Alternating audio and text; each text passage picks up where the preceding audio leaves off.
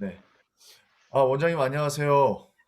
안녕하세요. 네, 반갑습니다. 안녕하세요. 네, 반갑습니다. 정경호의 줌투버 해 가지고 줌으로 이렇게 저자 인터뷰하는 시간을 갖는데, 오늘은 그 2월 초에 출간 예정인 이제 부모 노릇의 저자이신 이 민승기 원장님 이렇게 뵙고 말씀 나누도록 하겠습니다. 이 영상을 기반으로 해서 뭐 뉴스엔잡이라든가 기타 이렇게 언론에도 이렇게 소개가 되니까 오늘도 파이팅 하셔 가지고 귀한 메시지 전해 주시면 좋을 것 같아요. 우선 네. 우리 원장님 소개와 이 책에 대한 소개를 같이 곁들여서 해 주시면 좋을 것 같습니다. 네. 반갑습니다. 이렇게 또 초대해 주시고 인터뷰라는 자리까지 만들어 주셔서 이렇게 너무 저는요. 감사드립니다. 네. 아 정말 우리 지금 코로나 때문에 지난 한 해 동안 굉장히 뭐 너나 없이 힘든 한 해를 보냈는데 네. 이제 새해를 딱 맞이하면서 희망이 좀 생겼죠. 음. 그래도 작년보단 뭐든지 나아지겠지 하는 희망. 이제 그렇죠. 그러면서 금년 한 해를 가만히 생각해 보니까 저한테도 나름 또 우리 한국 사람들은 이게 숫자로 이렇게 표현하는 게 있잖아요. 의미는 하더라고요. 네. 제가 인제 학교 졸업하고 직장 생활을 해서 직장에서 교육 관련된 교육 컨설팅 관련된 업무를 쭉 하고 사내 강사도 하고 뭐 이제 이런 생활을 하다가 프리랜서로 나와서 강의를 하고 책을 쓰고 이랬거든요. 그런데 그걸 다 합쳐 보니까 올해가 30년 차 되는 해더라고요. 아, 네. 그래서 직장 생활을 마치고 강의하고 책 쓰고 이랬던 사회생활에 인제 30년 차 되는 해에 제가 인제 여덟 번째 책을 쓴 건데 그 음. 여덟 번째 책이 부모 노릇이라고 하는 제목의 책을 쓰게 되는 또 음. 이런 인연이 생겼습니다. 그래서 저는 지금 말씀드린 것처럼 기업을 다니면서 또는 많은 사회 단체나 뭐 이런 곳을 다니면서 리더십이라든지 또 사람과의 관계, 인성 그리고 가정에 관련된 영역까지를 테마로 해서 강의를 주로 하고 음. 그리고 틈틈이 책을 쓰는 이제 그런 활동을 하고 있습니다. 네. 네. 뭐 이어서 바로 책 소개 좀 해 주시죠. 뭐 저는 이제 보내주신 간략한 뭐 초록이라고 해야 될까요? 예, 프롤로그, 에필로그, 그리고 기존 이제 포탈에서 나와 있던, 지금 현재 이제 아직 직접 제가 단행본을 받아본 게 아니어서 전반적인 부분을 말씀을 좀 들었는데, 그래도 뭐 개괄적으로라도 네. 책에 대한 소개를 좀 해주시면 좋을 것 같아요. 네. 네. 말씀드린 것처럼 제가 인제 직장 생활의 경험을 바탕으로 해서 강사로서 활동을 좀 하려고 이게 사회생활을 인제 좀 이렇게 전업을 한 거죠. 네네. 직장인에서 음. 직업인으로. 음. 그러면서 강의하고 책 쓰고 이렇게 했는데 처음에는 말 그대로 직장인들을 대상으로 직무 역량이라든지 뭐 리더십에 관련된 뭐 이런 부분들에 대한 프로그램을 만들고 강의하고 이렇게 쭉 해 오다가 음. 한 10여 년 전부터 제가 어떤 생각을 했냐면 어 제가 강의하고 이렇게 이렇게 사람들을 만나고 하는 그런 주제들이 직장인들에게만 필요한 게 아니라 우리 일반 가정에도 접목할 부분이 굉장히 많겠구나. 예를 들어서 소통의 문제가 그렇고 리더십도 가정에서 부모로서의 어떤 리더십의 문제, 또 관계 문제, 갈등 문제도 직장인뿐만 아니라 가족 구성원끼리 굉장히 필요하잖아요. 네. 그래서 한 10여 년 전부터 그렇게 가정에 초점을 맞춰서 또 하나의 테마를 만들고 강의하고 이런 일들을 해 오다 보니까 한 7년 전쯤에요. 7년 전에 어 기업 직장인을 대상으로 한 그런 테마가 아닌 가정을 주제로 한 테마로서 행복한 부모 리더십이라고 하는 주제의 제목의 책을 낸 적이 있습니다. 그래서 우리가 정말 리더십이 필요한 건 직장보다도 먼저 가정에서이지 않을까? 저 역시도 또 이렇게 부모의 입장으로 살아가다 보니까 이제 그랬던 적이 있는데 그래서 7년 전에 그 행복한 부모 리더십이라는 책을 쓰고 그거 관련된 또 강의도 하고 세미나도 열고 쭉 그렇게 해 오다가 벌써 한 7 년이란 시간이 흐르다 보니까 저도 그 사이에 많은 변화를 겪었고요.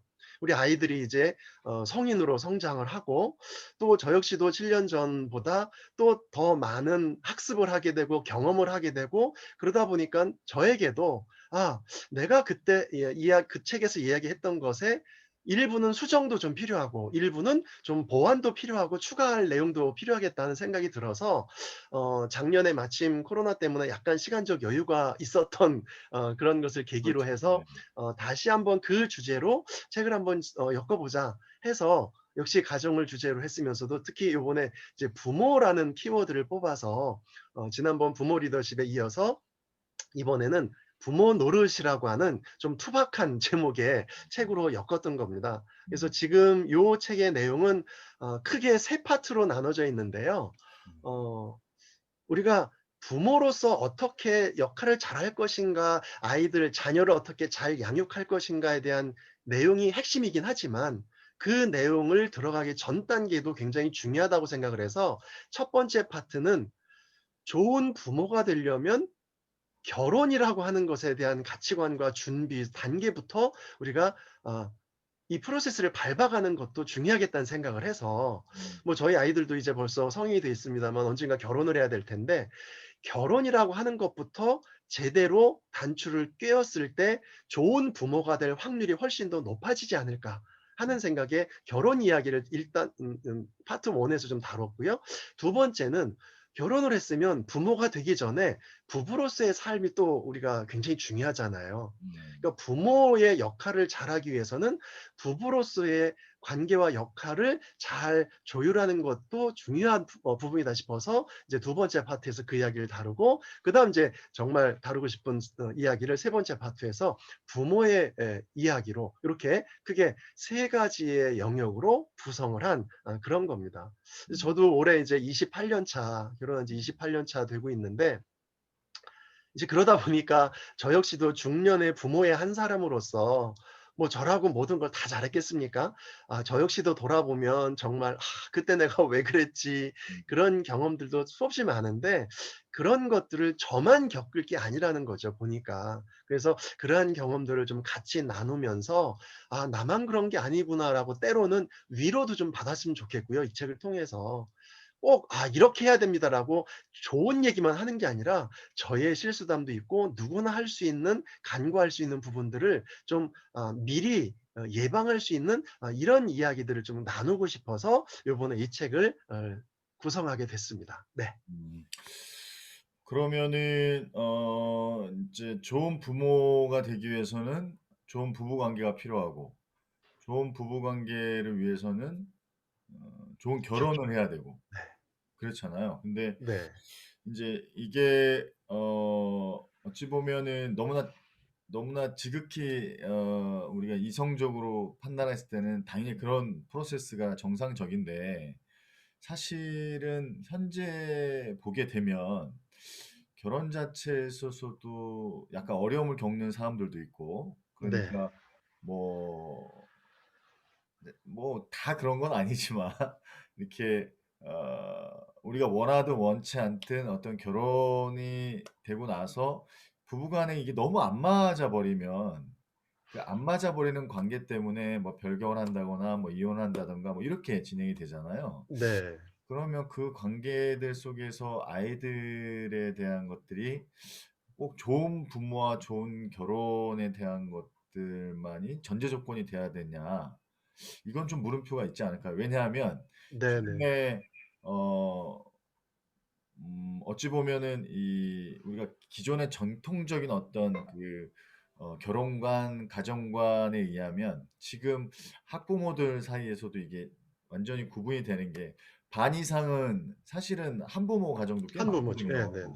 네. 그러니까 그렇게 되면은 우리가 어떻게 보면 편향적이고 어떤 확증 편향이라고 할 수 있는 그런 부분도 좀 우려가 되지 않을까요? 그래서 제가 네. 이 그래서 결정을 제가 제가 책에 그러자 도 써서 책에서 인제 음 그 이야기를 네네. 어 구체적으로 좀 적었어요. 네네. 어 말씀하신 것처럼 지금은 이제 가족 구성원이라고 하는 것 뭐 이런 것들이 굉장히 다양화된 시대이기 때문에 그렇죠. 어 '결혼을 해야 된다.' 이 얘기를 적은 게 아니고요. 음 또는 '좋은 부부가 꼭 돼야지 좋은 부모 된다.' 이 얘기를 적은 게 아니라 네. 지금 말씀하신 그런 다양한 상황을 제가 다 다루거나 아니면 결혼 문제, 뭐 부부 문제를 다 다루는 그런 책이 아니기 때문에 이제 마지막에 부모에 대한 초점을 맞추다 보니까 부모가 되기 위해서는 결혼과 부부 관계를 이어가는 과정을 계속 이어가든 중간에 그것이 좀 이렇게 좀 이렇게 단절이 되든 거치는 건 사실이잖아요. 그래서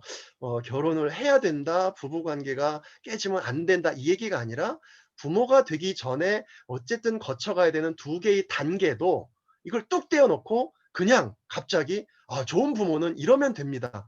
저는 그런 것으로 접근해서는 좀 무리가 있다는 생각에서 기왕에 좋은 부모에 초점을 맞춘다면 우리가 결혼을 준비하는 과정에서도 요런 것들을 좀 오히려 좀 잘 다룬다면 시행착오를 줄일 수 있지 않을까. 물론 거기에는 비혼적인 이런 가치관을 가진 분들도 있어요.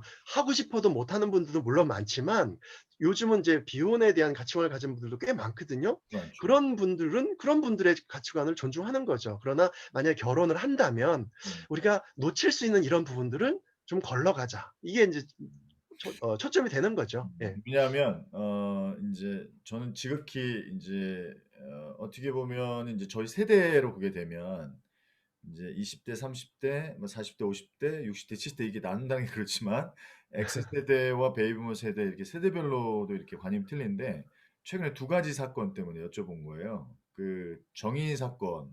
네. 네, 정의 사건은 뭐 대표적인 사건인데 그렇죠. 정상적인 부모잖아요. 그리고 네. 지극히 양부 양모라고 하지만 어쨌든 한 가정에 입양이 됐는데 두 사람 다 목회자 자녀고 굉장히 독실한 크리스찬인데 이제 그런 부분들. 두 번째는 사유리 같은 네. 경우에 네. 비혼인데 입양이 아니라 네. 우리나라에서는 아직까지 그 그렇죠. 예. 정통적인 어떤 네네. 관념사로 보게 되면 저항이 좀 있는 것 같아요. 네. 그 어떻게 보면 그것도 유럽에 있는 또 정자를 이렇게 네. 해서 인공 수정해서 인제 출산을 했잖아요.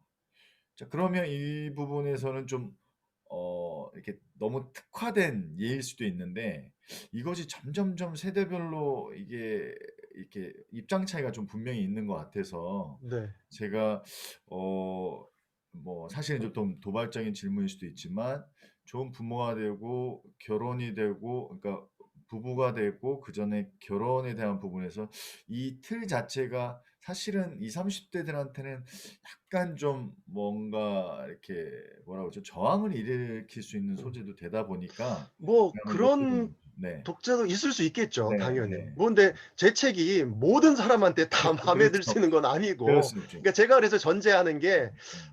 좋은 부모가 되기 위해서는 결혼을 잘해야 되고 또는 음. 꼭 해야 되고 음. 그다음에 좋은 부부 관계를 끝까지 잘 유지하라는 얘기가 아니라는 걸 전제로 깔은 이유가 음. 책에도 그래서 그 얘기를 썼어요.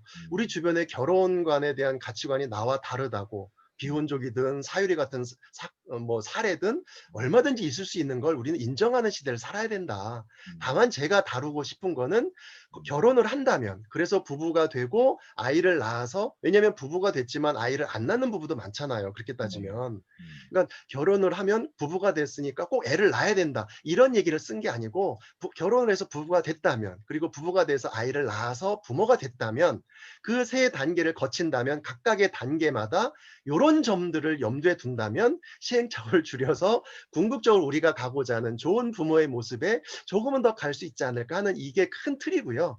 음. 그런 단계를 다 거치라는 얘기가 아니고 거치지 않는다고 뭐라고 하는 얘기가 절대 아니라는 걸 그래서 책에 미리 밝혔고 또 한 가지는 아까 인제 우리 정 대표님 말씀처럼 뭐 정인 사건 때문에 정말 전 의료 네. 뉴스를 볼 수도 없을 만큼 가슴이 네. 아팠고 또 음. 저 역시도 같은 종교를 가진 사람으로서 충격도 컸지만 음. 어떻게 보면 너무나 극단적인 사건이긴 하지만 얘기가 좀 자꾸 이상한 데로 흘리는 건 아닙니다, 좀 아닙니다. 그런데 전체적으로 다 예. 과연, 과연 그 사람들이 정말 정상적인 부모의 모습일까 였을까?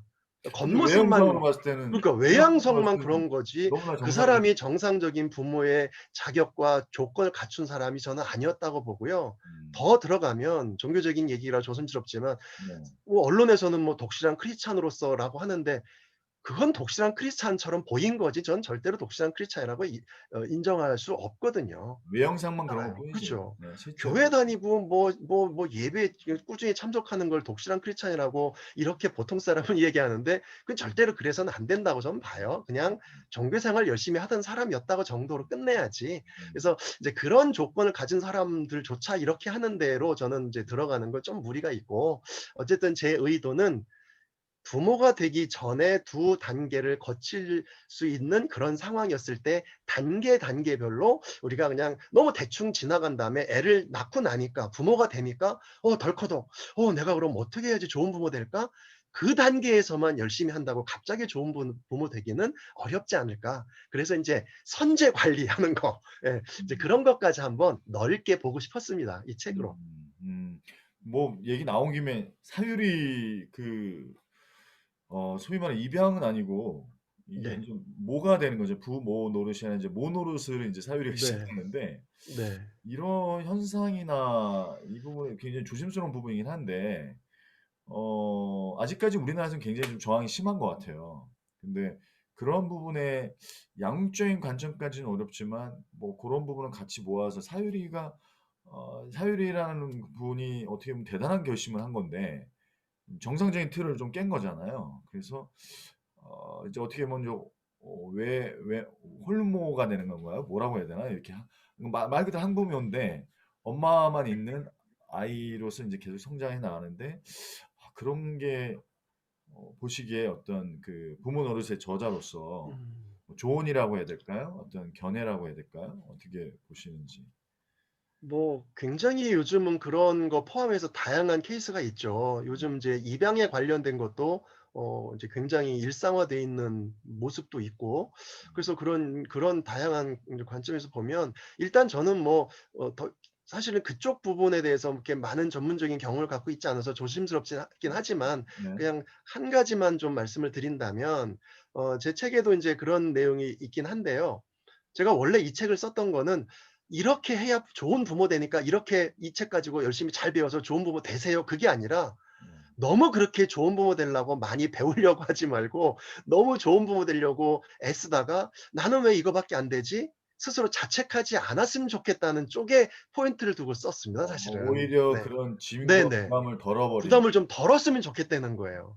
그래서 그러다 보면 우리는 그냥 소위 말해서 정상적이라고 하는 엄마 아빠가 다 있는 그런 부모가 있는 자녀라고 해서 다 행복한 가정이냐면 절대 그렇지 않거든요. 그럼 역으로 한부모 가정이라면 다 뭔가 좀 문제가 있느냐? 또 꼭 그렇지 않다는 거죠. 그래서 얼마든지 그 상황에 맞춰서 이건 케이스마다 너무 다르기 때문에 양부모일 땐 이러면 되는 거고 한부모일 땐 이렇게 하면 되는 거고 저는 그렇게 답을 내기는 어렵다고 음. 봐요. 음. 너무나 다양한 케이스가 있으니까. 그래서 오히려 내가 양부모의 가정이든 한부모의 가정이든 내가 부모로서 내 아이에게 어떤 관계를 잘 만들어 가면서 양육을 할 것인가에 대한 개인의 노력과 가치관 저는 이런 부분이 가장 더 중요하다고 보고요. 음. 그렇다면 충분히 한부모 가정에서도 음. 건강한 자녀 양육 가능할 수 있다고 저는 또 보고 반대로 부모가 둘 다 있어도요. 부모 없는 게 차라리 낫겠다 싶은 가정도 있거든요, 지금 보면. 그래서 맞습니다. 그런 본질적인 부모로서의 자세와 역할, 가치관 그런 걸 좀 생각하면서 음. 양육의 스킬에 관련된 얘기를 전 적은 책은 아니기 음. 때문에 음. 오히려 그런 관점으로 좀 공유했으면 좋겠습니다. 그러니까 이 책을 딱 접하면서 대부분의 사람들은 이게 적지 않은 숫자가 부모가 잘 양육하는 스킬? 그 책으로 접근할 것 같아요. 그러니까 네. 우리 원장님 저자님 입장에서는 '지금으로도 충분하다. 그리고 너무 부담 갖지 말고 그것들에 대해서 현재 상황에서 최선을 다하는 그 부분이 중요하지 무리하고 과하게 이것이 훨씬 더 서로에게 안 좋을 수도 있다.' 이런 메시지잖아요.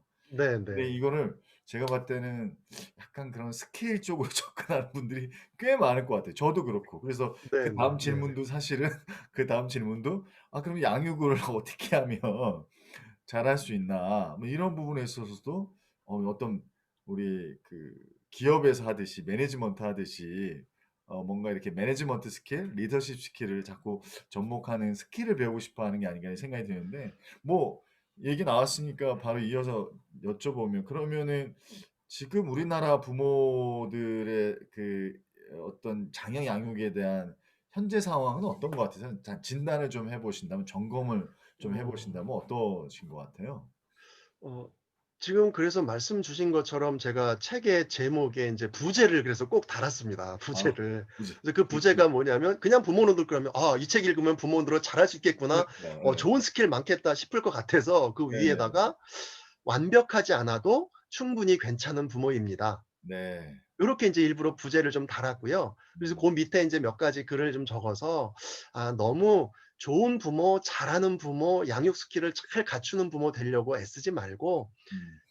때로는 배우는 것도 필요하지만 왜 우리는 비움도 중요하다고 배움보다 얘기하잖아요. 비움이 더 중요하죠. 네. 그래서 더 잘하려고 하다 보면 왜 기대가 높으면 실망도 크듯이 '내가 이렇게까지 좋은 부모 되려고 노력했는데 왜 이렇게 안 되지?' 그럼 이제 더 점점 문제가 심각해질 수도 있으니까 오히려 그것보다는 내가 부모로서의 본질적인 측면에 좀 가치관을 관점을 좀 이렇게 정립해 보는 그런 도움이 되는 책이 좀 됐으면 음. 좋겠고 우리 지금 뭐 저 역시도 부모의 입장에서 이렇게 보면 우리나라 부모님들은 정말 저는 노력하시고 훌륭하고 애쓰고 정말 세계 어느 부모 이상으로 그런 부모의 모습이라고 보는데 문제는 그게 부모도 힘들고 애들도 힘들어지는 상황이 점점 심화된다고 좀 봐요. 음.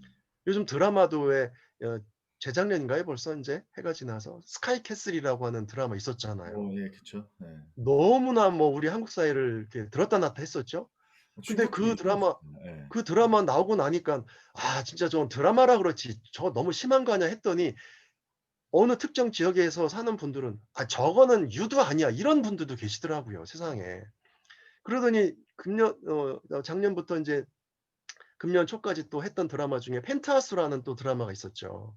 그 비슷한 드라마 네 펜트하우스라고 하는 또 그 드라마도 보면 초반에 특히 그런 얘기가 나왔습니다만 거기도 특정 부류의 계층의 그 가정을 중심으로 아이들의 인제 자녀 교육 문제에 관련된 거였잖아요.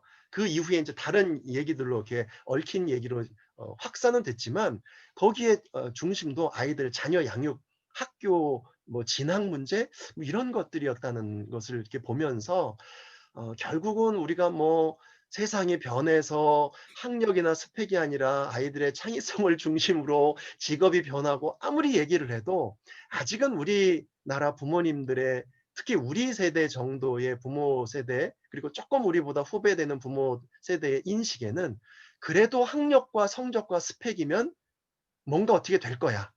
이 생각이 굉장히 좀 강하다고 보거든요. 음. 그래서 어 책에도 몇 가지 사례를 썼는데 우리 방송에서도 작년인가 이렇게 나왔던 프로그램 중에 유명인들, 연예인을 중심으로 그들의 자녀 교육 관련된 것을 실제로 인제 쭉 촬영을 해서 교육 전문가라는 패널들이 인제 코칭을 해 주는 이런 프로그램들이 있었거든요. 거기에 우리가 잘 아는 유명 배우의 부부가 네. 나왔었는데 본 것 같아요.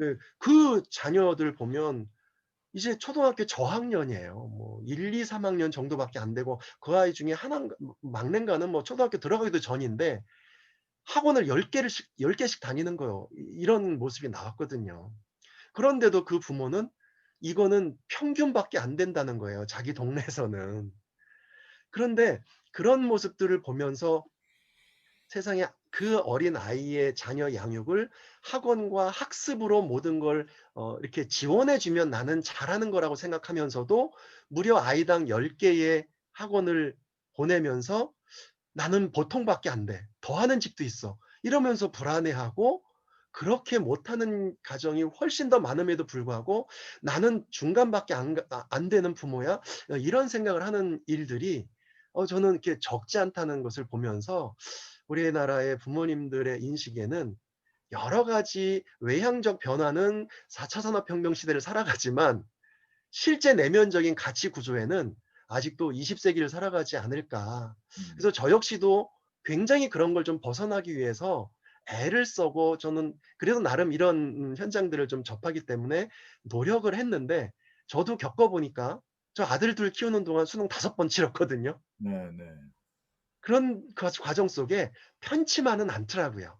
그래서 어 그 우리나라의 부모님들의 마음과 정서 이런 것들의 일반적인 흐름들은 아직도 우리가 어릴 때 우리를 키우던 부모님 세대와 크게 다르지 않았다라고 하는, 저는 그런 진단을 좀 하면서, 그러면서 부모님들이 좋은 부모가 되기 위해서 노력하는 에너지는 과거 우리 부모님 세대보다 훨씬 더 많아졌기 때문에 거기에서 오는 스트레스와, 그래서 자녀와의 관계의 문제가 은근히 좀 더 심해지는 것이 아닌가, 저는 그런 생각을 해서요.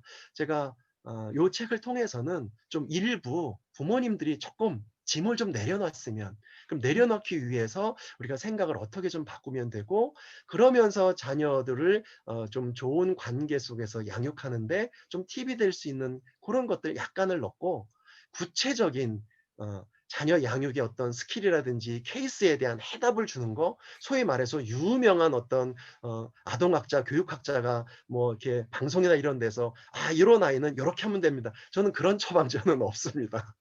네. 아. 그럼 약간 뭐 부모들을 위로하는 그런 저는 약간 그런 의도로 썼고요. 그렇게 받아들였으면 좋겠어요. 근데 인제 저도 마찬가지고 우리 또 이렇게 저자님도 마찬가지지만 그 조급한 게 있잖아요. 그러니까 네. 불안함과 조급함이 동시에 밀려오다 보니까 자녀에 대한 부분에 있어서 내가 이걸 하지 않았을 때 오는, 그러니까 이후에 생길 뭐 약간의 죄책감 혹은 부채 의식 뭐 이런 것들이 같이 결합이 되다 보니까 부모 노릇을 좀 더 내려놓고 비우려고 하다가도 뭔가 직무유기하는 것 같고, 네. 뭔가 맞습니다. 내가 기본적인 어떤 그 해야 될 의무적인 부분을 저버리는 것 같아서 이게 참 버림에 대한 부분들은 동의를 하면서도 이렇게 저도 똑같이 이 조급함과 어떤 뭐 과한 기대감이나 뭐 이런 부분들을 뭐 자연스럽게 세월이 지나면서 내려치기도 하는데 이걸 어떻게 하면 그러면 좀 비울 수 있을까요? 이것들에 대해서 뭐 조절이라고 해야 될까? 조정이라고 해야 될까? 이런 것들이 뭐 특별한 어떤 방식과 방법이 있을까요? 음. 배움을, 그러니까 비울 수 있는. 네. 그래서 제가 이 책에서도 인제 누누이 반복해서 강조하는 것 중에 하나가 뭐냐면, 네. '과연 좋은 부모가 뭘까?' 네네.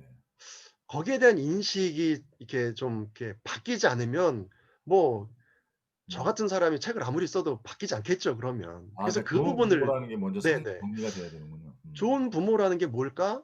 그 음. 대부분 아직은 우리, 뭐 외국도 물론 뭐 예외는 아니지만 특히 우리 한국의 부모들은 자녀가 잘 되게 뭔가 역할을 해 주는 거, 음.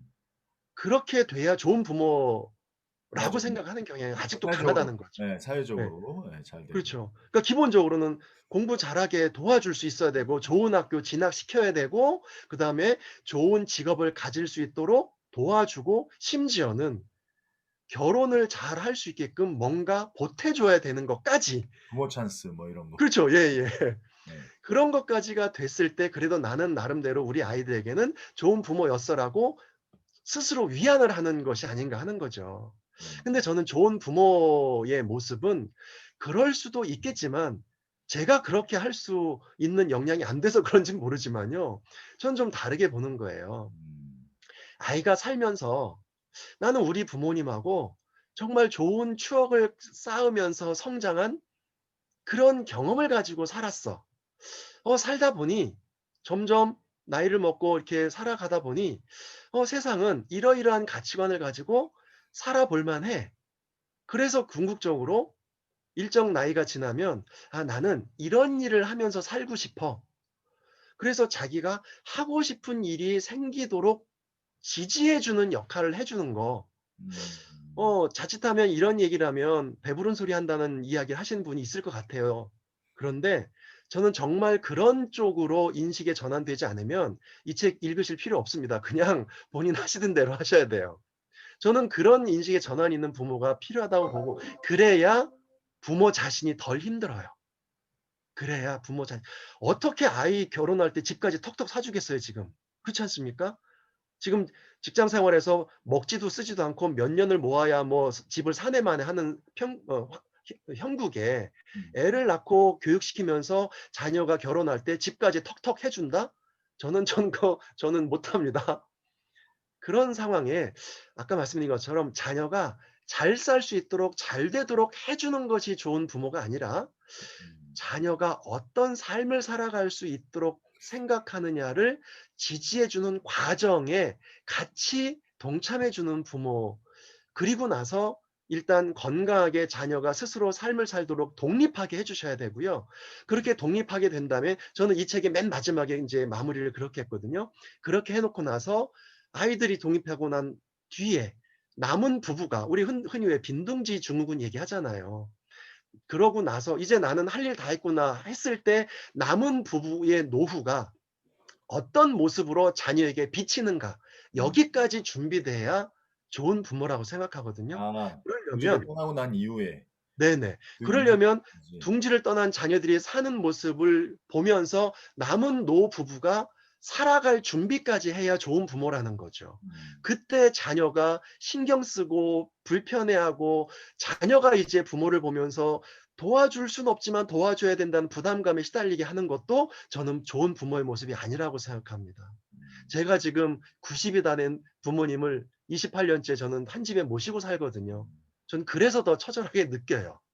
그래서 음. 우리 아이들이 부모인 나를 볼 때 나중에 어떤 눈초리로 나를 볼까 사실 늘 생각하거든요.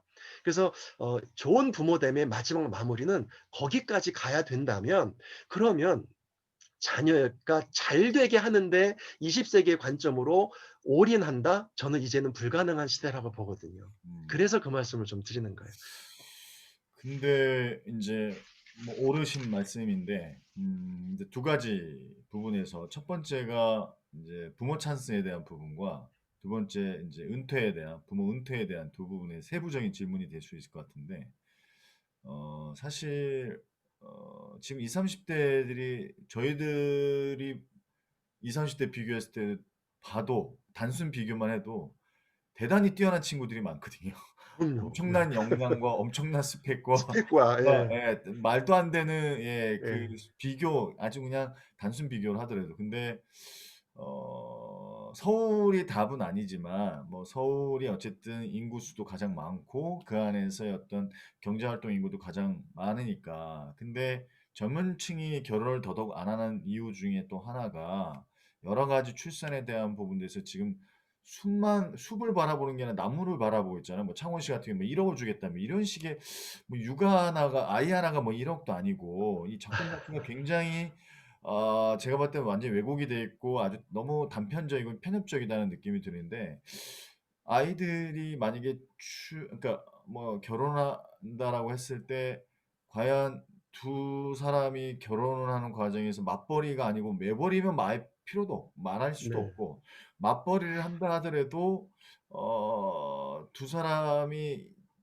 1 년에 얼마를 모을 수 있을까라고 생각을 해 보면 뭐 기본 뭐 지금 대기업들이 많이 올라간다고 하지만 사실 대기업의 부분은 크게 일부분이다라고 하면 한 3천에서 4천 까지 모으기도 쉽지 않은데 1 년에 예를 들면 그러면 10년 해 봐야 3 억이란 말이에요.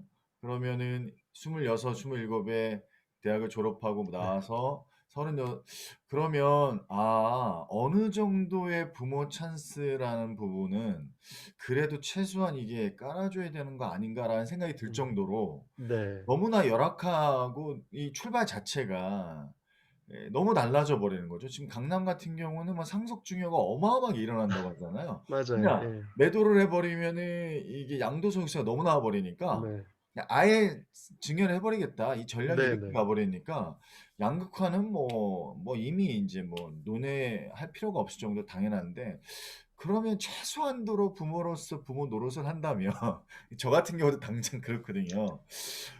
그래도 최소한 전세 자금 정도는 해 줘야 되는 거 아닌가? 물론 음. 저도 이런 푼 한 푼 안 받았어요. 뭐 원장님은 아예 같이 사셨고 저는 단 한 푼도 받지 않았어요. 그러기 때문에 올곧이 제 모든 부분에서 제 힘으로 다 중간에 뭐 여러 가지 실수만 없었다면 훨씬 더 그랬겠지만 어쨌든 부모 찬스라는 부분이 근데 그때랑 비교했을 땐 지금은 그래도 '최소한도 필요하지 않을까.' 생각이 들고 더불어 그러면 노후 설계는 돼 있느냐, 은퇴 설계는 돼 있느냐. 이것도 이 재무 설계에 대한 부분에서 얘기 들어가면 너무 이상한 방향이 이상한 쪽으로 가니까 더 이상 말들 안 드리겠습니다만 부모 찬스에 대해서는 어느 정도는 고려를 해야 되지 않을까요? 원장님? 어느 정도는? 아우 완전히 네. 저는 뭐 오히려 그 부분은 대표님이 재무 전문가시니까 아니 더 잘 아니 그런 건 아닌데 저도 아실 원래 반대거든요. 거고. 절대로 네. 젊을 땐 고생 사세도 고생한다. 그건 변함이 없어요. 사서도 무조건 고생해야 된다. 그 말은 네. 정말 망고의 진리인 것 같아요. 네. 예. 정말 최고의 저주는 20-30대 대박이 나는 거예요. 그건 최고의 저주입니다. 가면 갈수록 좋아지는 게 최고지 이게 20-30대 근데 뭔가 '비빌 언덕은 있어야 되지 않나?' 뭐 이런 생각을 네. 하다 보면 네. 예 그래서 어느 정도 어떤 관점이신지 한번 그 저는 뭐 개인적인 그 상황밖에 뭐 드릴 말씀이 네. 없지만, 네네. 왜냐하면 뭐 가정마다 상황들이 다 다르잖아요. 그렇죠. 너무나 다르잖아요. 그래도 저는 그래도 그냥 중간 정도는 꾸준히 유지하고 인제 살아왔기 때문에, 그런 일반적인 그 중간 레벨의 그 가정을 놓고 본다면, 뭐 예를 들어서 뭐 전세 자금을 뭐 해 준다. 저는 그게 쉽지 않다고 쉽지 않죠. 보거든요. 쉽지 않아요. 다만 그 아까 말씀드린 것처럼 아이들이 어려서부터 그렇게 직업을 갖고 결혼을 준비하는 과정으로 성장하는 과정 속에 아이들 스스로가 내가 살아가는 내 인생을 담을 수 있는 그릇을 만들어 주는 역할을 해 주는 것이 필요하다고 그 보거든요. 내공을 키워줘야 된다는 예. 말씀이잖아요. 크면 크든 작으면 작든 내 삶을 담을 수 있는 그릇의 크기를 키워 주다 보면, 음. 전세 자금을 못 해 주더라도 전세 자금의 1-20%를 해 주는 것 가지고도 아이들은 나름의 삶의 만족도를 유지해 가면서 노력하는 자녀로 성장할 수 있다고 보고요. 음. 그런 그릇의 크기의 과정을 만들어 주지 못했다면 전세 자금을 해 줘도 "아이 누구는 집을 사 주는데 우리는 이거밖에 안 돼?" 저는 이렇게 나올 수 있다고 보거든요. 그렇죠. 그렇죠. 예. 그래서 뭐 전세 자금을 해 준다, 아니면 뭐 어느 정도 몇 퍼센트를 지원해 주는 것이 부모 찬스로서 부모 노릇이다. 저는 그렇게 말씀드릴 수 있는 뭐 데이터나 경험은 없지만, 제가 좋은 부모라고 하는 것에 컨셉을 잡고 이런 말씀을 드리는 입장에서 저의 개인적인 견해를 말씀드린다면, 음. 어떤 상황이 되든 간에 자녀를 떠나보내고 나서 음. 부모가 자신들의 삶을 자녀에게 누가 되지 않도록 관리하고 준비하는 것도 좋은 부모 되는 데에 꼭 해야 될 준비라고 본다면, 그런 범위 안에서 그럼 자녀들을 양육하는 데 들어가는 비용, 그리고 자녀가 독립하는 데 우리 각자의 상황에서 어느 정도 서로가 무리하지 않고 서운하지 않으면서 그래도 좀 이렇게 실질적인 도움을 주고받을 수 있을까는, 그 상황에 맞춰서 우리는 서로 조율해 볼 필요는 있다고 봐요. 그래서 음. 저 역시도 그런 부분을 전혀 뭐 나몰라라 할 수 있는 상황은, 그런 마음은 없기 때문에 고런 네네. 것들을 약간 일부 정도는 좀 준비는 하지만, 아이들에게 중학교 때부터 지금까지 계속 하는 얘기가 "우리가 너희들에게 짐 될 정도가 되지 않도록 하기 위해서는 너희들이 지금부터 스스로 준비하는 게 필요하다."라는 것은 항상 지금 교육하는 과정에 얘기를 했고, 지금 이제 성인이 돼서 스스로 그런 것들을 만들어 가는 중이거든요. 음. 다만 속으로는 그래도 서운하지 않도록 '아 부모가 너무한 거 아니야?'라고 하는 마음이 들지 않도록 관계 관리는 꾸준히 하는 쪽으로 가고 있는 거죠. 관 관계 관리로. 그러시군요. 관계 관리라는 말 되게 중요하네요. 그러면은 뭐 뒤이어서 여쭤보면 그러면 자녀의 연령대별 연령에 따라 뭐 10 대, 20대, 뭐 30대, 40대 뭐 그 이상도 될 수 있겠지만 부모의 역할 변화에 대해서는 어떻게 보시는지. 제가 그 책에서는 세 세 단계로 좀 나눠 봤어요. 굉장히 디테일하게 들어갈 수 있지만, 저는 이제 큰 틀에서 부모의 역할을 하다 보면 이제 가장 중요한 변곡점들이 있을 텐데, 처음에는 이제 영유아기죠. 네. 아기 때.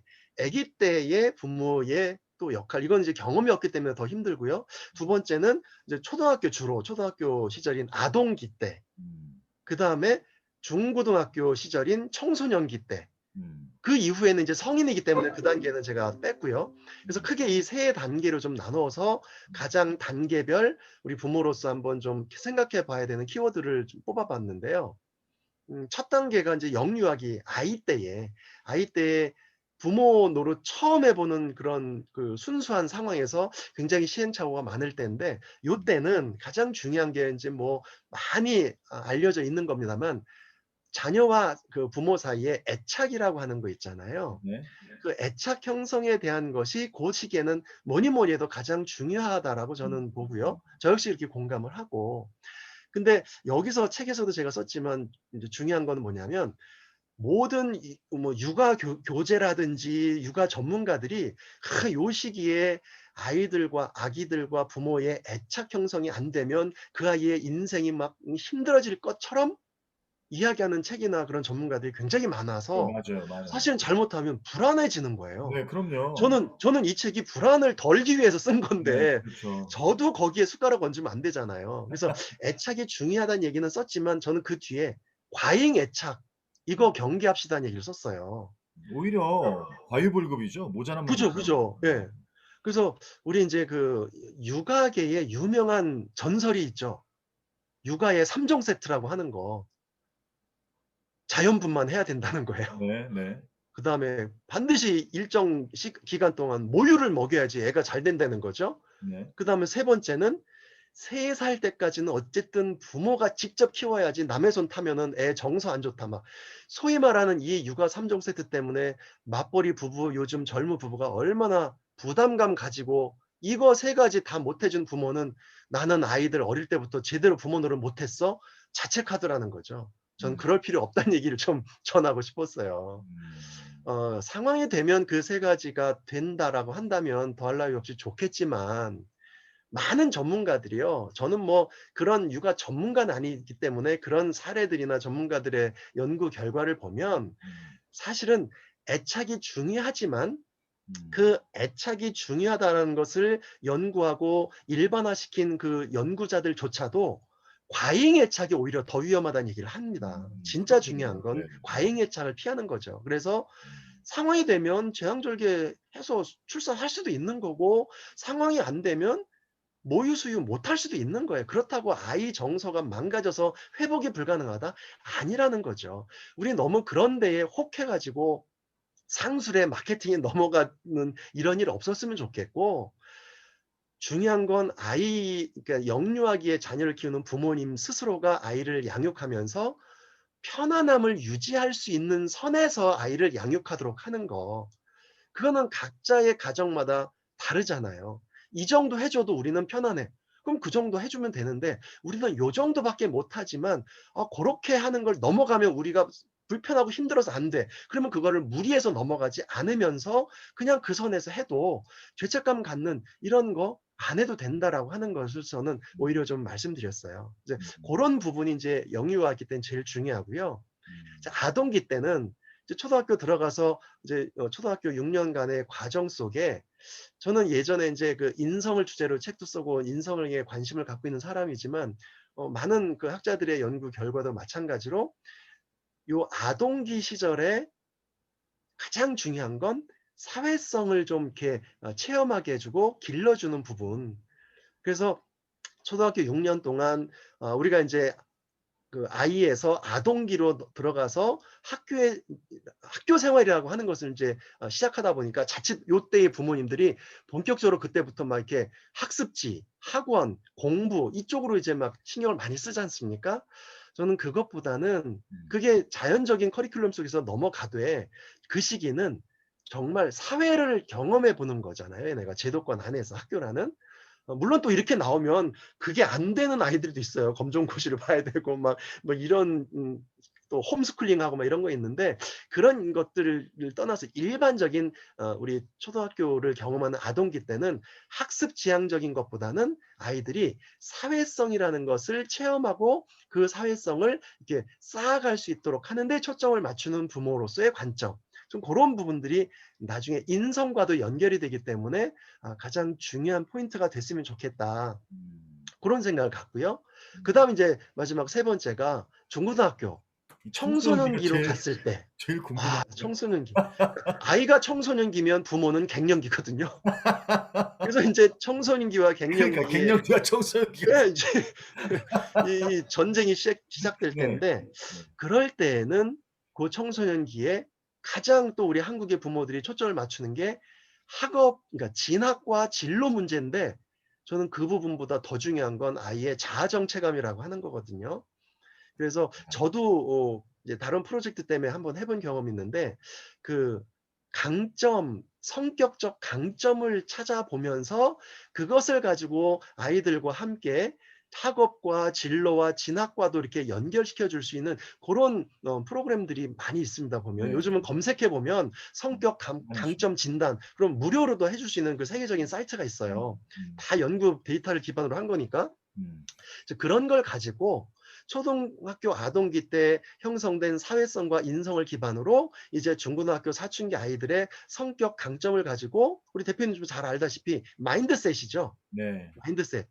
타고난 것을 어쩔 수 없다가 아니라 타고난 강점을 기반으로 해서 어떻게 하느냐에 따라 성장 마인드셋을 좀 느끼게 해 주는 거죠.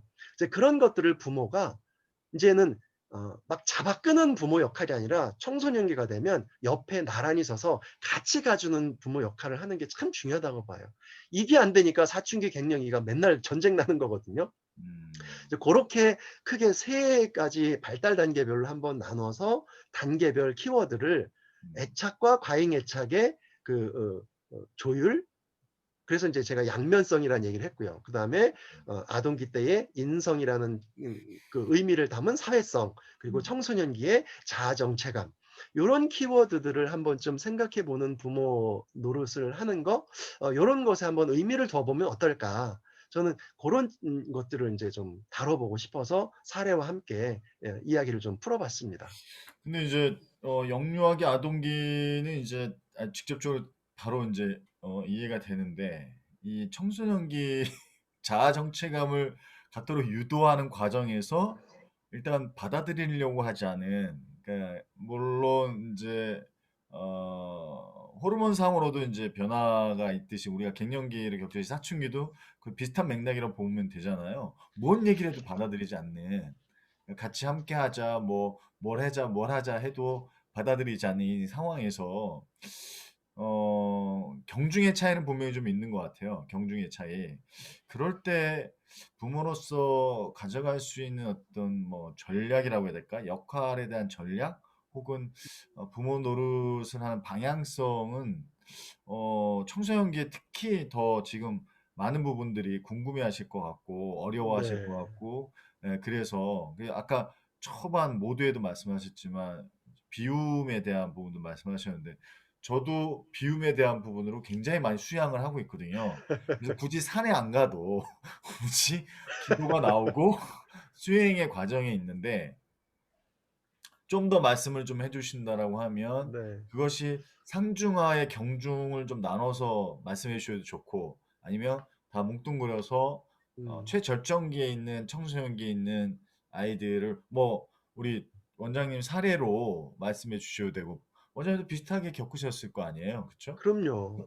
그랬을 때 어 어떤 뭐 과정을 겪고 있는 부모 세대에게 좀 조언이라고 해야 될까요? 어떤 네. 이런 부분들을 말씀해 주신다면. 네. 어 안타까운 건, 한마디로 딱 답을 드리면 모든 문제가 해결될 수 있으면 참 좋은데, 아마 그렇죠. 좀 그거는 제가 그래서 책에서도 그런 구체적인 케이스를 다루지 않은 게, 그런 방법이 어떤 아이에게는 통할 수 있지만 또 다른 아이에게는 안 통할 수 있거든요. 네. 그래서 그런 답을 드리지 못해서 좀 안타깝긴 한데, 네. 어 청소년기의 그런 급격한 변화 때문에 이전 단계에 없던 갈등이 분명히 생기거든요. 음. 그래서 제가 오죽하면 부모들 상담하면서도 그런 얘기를 했어요. 청소년기 자녀를 겪어보지 않은 부모는 아직 부모 아니라고. 맞아요.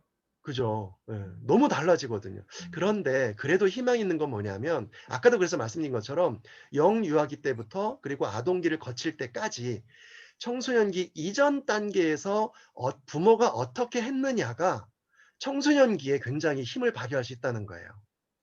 영유아기부터 아동기까지의 부모 역할, 부모 노릇, 제대로 된 좋은 부모에 대한 관점, 이게 나타나지 않은 상태였다가 갑자기 청소년기에 뭐 하면 갑자기 이 문제 해결됩니까?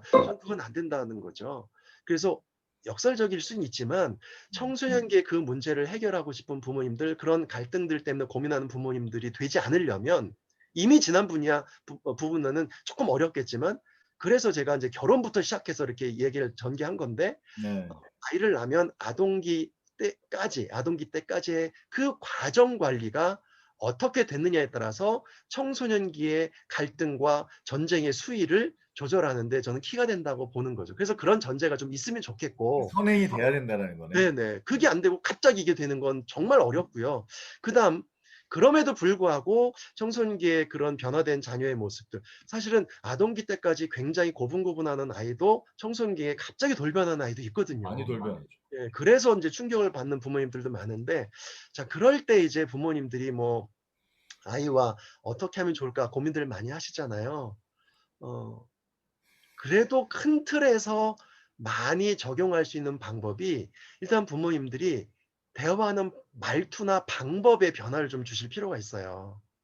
그러니까 우리는 그 정도 청소년기에 자녀를 둔 부모가 되면 나이로 보나 사회적 경험을 통해서 자꾸 지시형, 그다음에 답을 손에 쥐어 주는 거, 그리고 우리가 보기에 뻔한데 저거 아닌데 하는 걸 너무 이렇게 보다 보니까 단정적으로 이야기하는 게 습관화가 돼 있는데 정작 본인은 그걸 잘 모르거든요. 근데 요즘 아이들은 본인들 생각과 다르다라고 하는 이야기를 누가 일방적으로 얘기하면 그게 나이와 신분에 관계없이 꼰대라고 이야기하고 듣고 싶어 하지 않지, '아 그래도 어쩔 수 없어. 저 사람이 하는 얘기니까 들어야지.' 이러지 않는 세대라는 거죠. 그래서 말투를 바꾸는 것이 참 중요하다고 봐요. 최소한 그 갈등을 쪼끔이라도 줄이려면.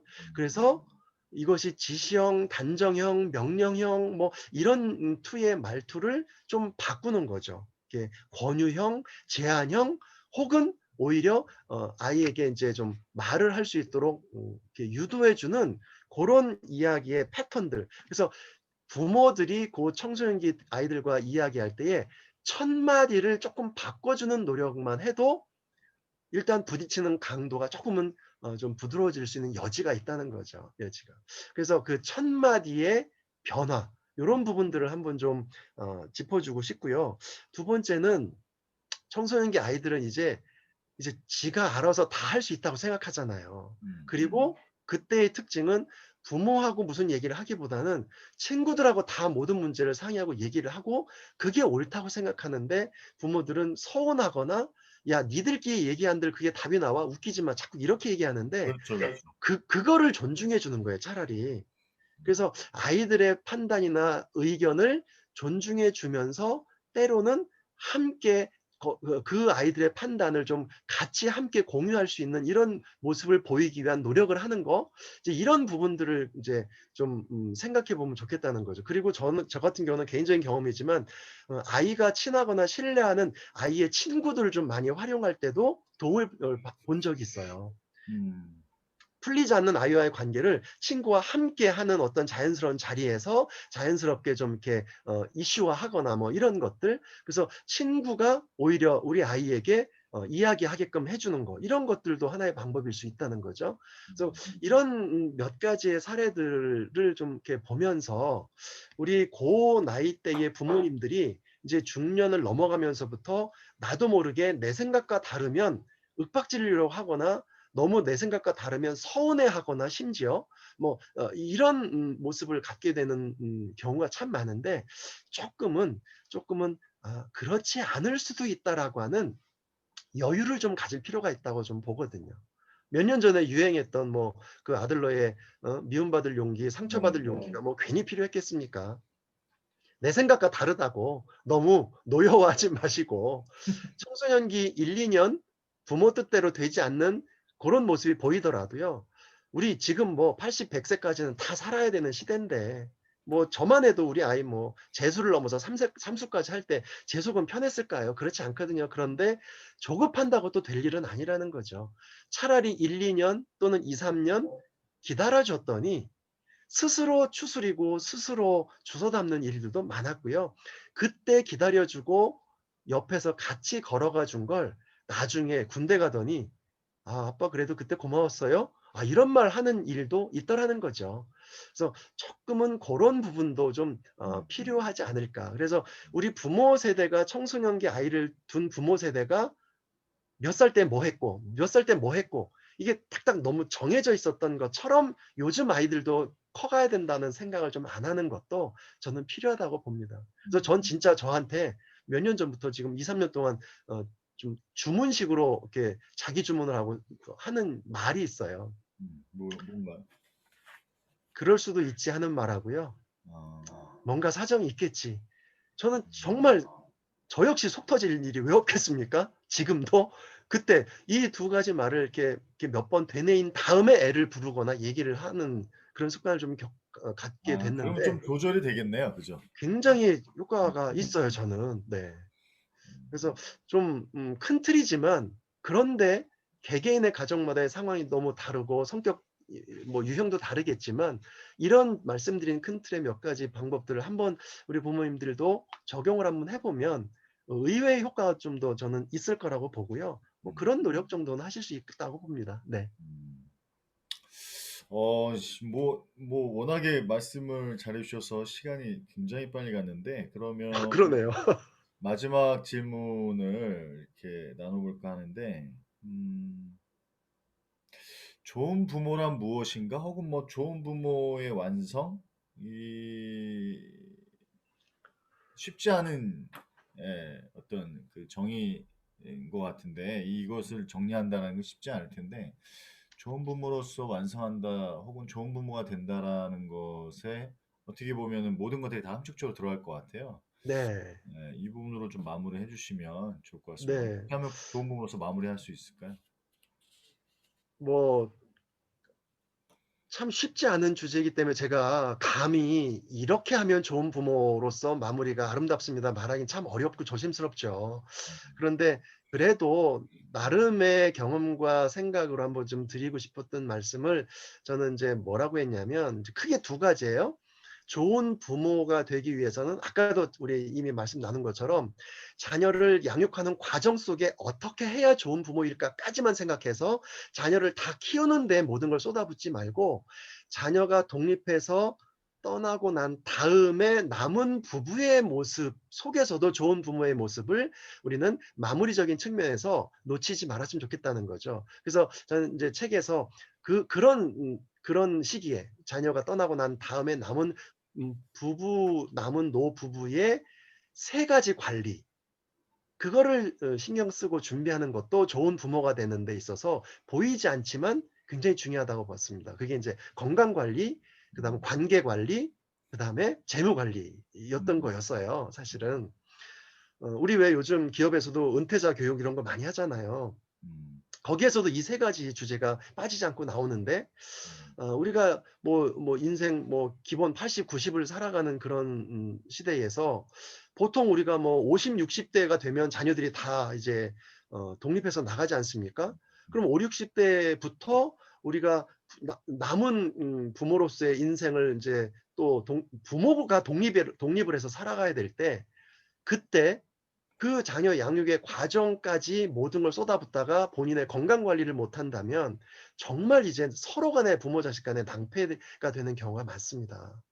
그래서 건강 관리라는 측면 그다음에 관계 관리라고 하는 측면 그러니까 나이를 먹을수록 이렇게 관계 관리가 참 어렵더라고요. 음. 자기 고집이 세워지고 이상하게 나이를 먹을수록 서운하거나 화가 많아지는 사람들이 많아요. 음. 그래서 오히려 사회생활도 인제 이렇게 점점 이렇게 은퇴를 하는 상황이 돼 버리니까 음. 그런 속에서의 관계 관리라는 거. 그건 여기서 말하는 제 관계 관리는 부부부터 시작해서 가까운 사이의 관계 관리거든요. 그때는 이제 폭넓은 사회생활을 할 때가 아니기 때문에 음. 그리고 이제 재무 관리는 아까 말씀드린 것처럼 자녀에게 누가 되지 않을 수 있을 정도의 음. 음. 재무 관리를 위해서는 얼마를 모아 놔라도 물론 필요하겠지만 그래서 자녀 양육하는 과정에 그런 걸 염두에 두고 일정 부분 자녀와 합의를 해서 "우리의 이런 노후 준비를 위해서는 너희들에게 요 정도 수준밖에 할 수가 없으니 요런 나머지 부분은 이런 방법으로 한번 해 봐라." 뭐 이런 것들이 과정 속에 나와야겠지만 음. 저는 부부가 노후를 설계하는 데에 따라 그 재무 관리의 폭이 달라진다고 보거든요. 그러니까 노후 설계, 자녀 양육하다 보니까 노후라고 하는 것은 '생각도 못 한다. 그때 가서 생각하지.' 전 너무 늦다고 봐요. 그래서 우리 노후의 삶의 비전과 모습 뭐 이런 것들도 한번 좀 그려보는 데 도움이 되는 얘기를 좀 적어 놨는데, 그래서 요 세 가지의 관리를 하는 거 하나가 이제 큰 틀에서 하나고요. 두 번째는 저는 사실은 이게 가장 중요하다고 보면서 이 책을 쓰게 된 동기였습니다. 음. '하면 된다.'라는 말에 신화에서 좀 이렇게 음. 자유로웠으면 좋겠다는 거예요. 음. '해도 안 되는 게 있구나.'를 인정하자. 음. 이게 인제 잘못 받아들이면, 아니 우리 왜 기업에서도 동기부여 강의하면, 예? "포기하지 마라." 막 끝날 때까지 끝난 게 아니 이런 얘기를 강의 때 하지만, 해도 안 되는 게 있다는 거 인정하는 게 참 중요하다는 거죠. 요즘에 재밌는 표현 하나 나와서 저도 제 저기에 메시지에 남겼는데 네. "안 되면 되는 거 하라." 그렇죠? 그래서 "하면 된다."라는 이 정말 포괄적이고 네. 군사문화적인 이 부분들이 엄청나게 짓누르고 있는 것 같아요. 네. 그래서 우리가 자녀들을 키울 때 부모들이 그러잖아요. "야 너 왜 더 할 수 있는데 여기까지 하고 이거 너 할 거 다 했다고 포기해? 한 번 더 해 봐." 이러다가 인제 애 잡는 경우 너무 많거든요. 특히 자녀 양육에 있어서는 안 되는 건 안 될 수 있다는 생각을 하는 게 전 참 중요하다고 봐요. 음. 아까도 좋은 부모의 모습에서 인식의 전환 말씀드린 게 바로 이런 부분이거든요. 그다음 음. 두 번째는 '이렇게 했더니 되더라. 그러니깐 나도 그렇게 한번 해 보자.' 아닐 수 있다는 거죠. 예. 뭐 자녀 양육 박사님들이 수없이 이야기하는 이론이라 하더라도 내 자식한테는 안 맞을 수도 있다. 맞아요. 야, 저 교수님은 저렇게 해서 저렇게 성공적으로 자녀 키웠으니까 나도 똑같이 했으니까 너도 그렇게 돼야 될 거 아니야. 저는 그거 굉장히 위험하다는 거죠. 제가 평생을 공부했지만 우리 애들 공부 안 하더라고요. 예. 그러니까 맞아요. 부모가 저만 뭘 공부 그쵸. 부모가 뭘 하는 거 보여주면 애들은 보면서 크니까 알아서 될 거다. 네. 듣는 그런 것도 애도 잘한다. 있지만 안 그런 애도 있다는 거죠. 저는 듣는 그걸 것도 잘한다. 인정하는 부모가 되는 것이 음. 정말 부모 되면서 중요하다고 사실은 봅니다. 음. 그리고 아까도 말씀드렸지만 마지막으로는 잘 되게 해 줘야 좋은 부모였다는 마음의 안도감, 그건 자기 위안이라고 생각해요. 잘 되게 해 주는 것, 그게 아니라 '어떻게 행복하게 살아갈 수 있을까.'를 생각하는 부모님이 좀 됐으면 좋겠어요. 그래서 저는 지지라는 단어를 참 좋아하거든요. 지지. 자녀를 자녀를 지지해 주는 그런 부모인가. 음. 그래서 저도 돌이켜 보면 너무 실수한 게 많아요. 특히 우리 아이들 어릴 때만 해도 제가 이런 걸 너무 몰랐거든요. 그렇죠. 모르죠. 저는 정말 제가 잘하는 부모라고 생각했어요. 정말 그렇게 생각했어요. 제 30대 중후반만 해도요. 저도 그랬어요. 나 정도면 정말 좋은 아빠 아니야 소리를 입에 달고 살았거든요. 지금 나름 그 이후에 십수년간 이런 공부를 하고 보니까요. 고개를 들 수 없는 행동과 말을 너무 많이 했던 거예요. 근데 중요한 건 그때는 그걸 몰랐다는 거죠. 근데 저만 그랬을까요? 우리 한국의 부모님들, 특히 아빠들 너무 몰라요. 그래서 '아, 내가 아이들에게 그 쓸데없는 거 하지 마.'라는 말 하기 전에 지지해 준다. '왜 저런 걸 하지? 쟤는.' 그러지 말고 그걸 아빠가 잠깐 시간 내서 같이 한번 해 주자. 그래서 제가 책에도 썼던 말 중에 좀 꼭 공유하고 싶은 말은 그거예요. "아이와 시간을 함께 할 수 있는 시기는 다시는 돌아오지 않습니다." 저 그 말을 썼어요. 왜냐하면 제가 너무 후회되는 게 많아 가지고요. 아이와 시간을 함께 하려고 봤더니 애가 싫대요 이제. 음. 근데 그건 돌이킬 수 없잖아요, 세상 없는 부모도. 그래서 잘 되게 해 주려고 너무 이렇게 신경 쓰다 보면 그런 타이밍을 놓치더라고요. 어떻게 지지해 줄 것인가를 아이의 그 연령대별로 고때고때 놓치지 말아야 될 걸 놓치지 않는, 그래서 함께 지지해 주는 부모가 된다면 저는 그 정도만 하면 저는 참 괜찮은 부모라고 스스로 위로하고 전 자부심을 갖는 부모가 돼도 된다고 생각합니다. 그런 부모가 전 많았으면 좋겠어요. 음. 그러면 우리 사회가 쪼끔 더 좀 안정적이고 덜 전쟁 같지 않을까? 그냥 음. 그런 작은 소망을 갖고 한번 음. 책을 좀 음. 펴내 본 겁니다. 아 좋습니다.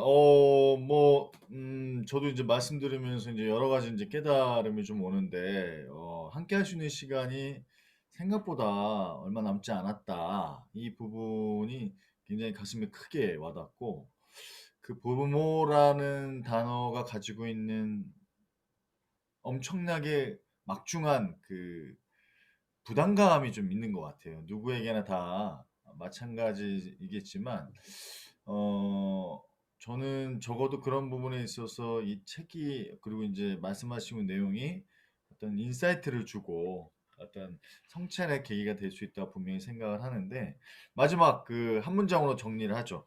그 책 제목 그대로 해서 여타 프로그램에서 많이 나오잖아요. 책 제목 달고 뭐뭇이란 이거 하듯이 부모 노릇이단 부모 노릇이란 뭐뭐다. 이거를 뭐 문장이 됐든 용어가 됐든 단어가 됐든 고걸로 마무리 짓도록 하겠습니다.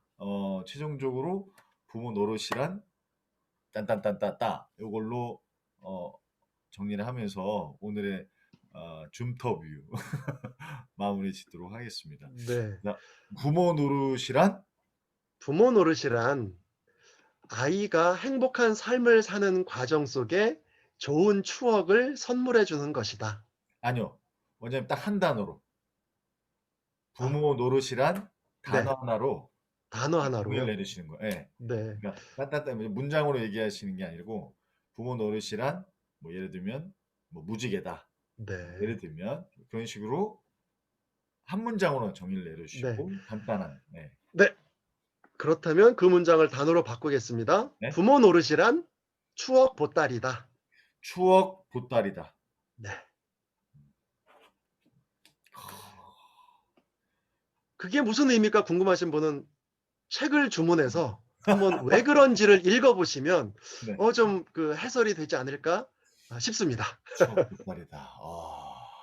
추억 쌓기다. 좋습니다. 오늘 저 줌터뷰 너무 감사드리고요. 이후에 또 좋은 자리에서 이렇게 또 네. 다시 한번 귀한 시간 갖도록 하겠습니다. 이렇게 책을 주제로 해서 네. 최초로 인터뷰에 초대해 주셔서 너무 영광이고 감사했습니다. 네. 저도 감사합니다. 예, 또 고맙습니다. 연락드리겠습니다. 네. 고맙습니다. 감사합니다. 네.